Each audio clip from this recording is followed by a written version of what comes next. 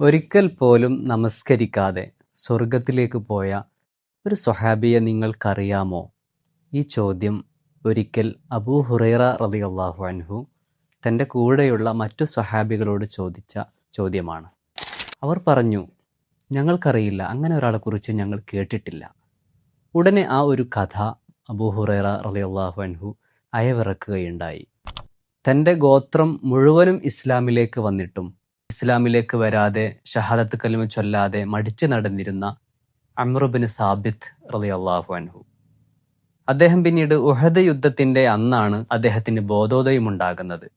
തൗഹീദിന്റെ മന്ത്രങ്ങൾ ഉച്ചരിച്ചുകൊണ്ട് ഷഹാദത്ത് കലിമ ചൊല്ലി അദ്ദേഹം ഇസ്ലാമിലേക്ക് വരുന്നത് അന്നാണ്. ഷഹാദത്ത് കലിമ ചൊല്ലിയ ഉടനെ അദ്ദേഹം യുദ്ധക്കളത്തിലേക്ക് പോവുകയാണ്. അങ്ങനെ അവിടെ കിടന്ന് അദ്ദേഹം മരിക്കുകയാണ്. മരണത്തോട് തൊട്ടടുത്ത നിമിഷങ്ങളിൽ സ്വഹാബികൾ അദ്ദേഹത്തോട് ചോദിക്കുന്നുണ്ട് ഈ ഒരു അവസ്ഥയിലേക്ക് വരാനുള്ള കാരണം. അദ്ദേഹം സ്വർഗം ആഗ്രഹിച്ചിരുന്നുവെന്ന് പറയുന്നതായിട്ട് കാണാൻ കഴിയും. ഏതായിരുന്നാലും ഒരു വഖത്ത് പോലും നമസ്കരിക്കാതെ അദ്ദേഹം സ്വർഗത്തിൽ പ്രവേശിച്ചു. ഈ ചരിത്രമറിഞ്ഞ, സംഭവം അറിഞ്ഞ പ്രവാചകർ സ്വല്ലല്ലാഹു അലൈഹി വസല്ലമ പറഞ്ഞത്, അദ്ദേഹം കുറഞ്ഞ രീതിയിൽ പ്രവർത്തിച്ചു, കൂടുതൽ അമലുകൾ ചെയ്തിട്ടില്ലെങ്കിലും കൂടുതൽ പ്രതിഫലം അദ്ദേഹത്തിനുണ്ട്.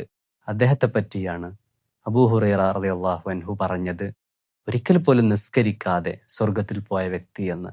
പക്ഷെ ഈ ഒരു സംഭവം നമസ്കാരത്തിന്റെ പ്രാധാന്യം ഒട്ടും കുറക്കുന്നില്ല. നിസ്കാരം സമയത്തിന് നിർവഹിച്ചേ പറ്റൂ.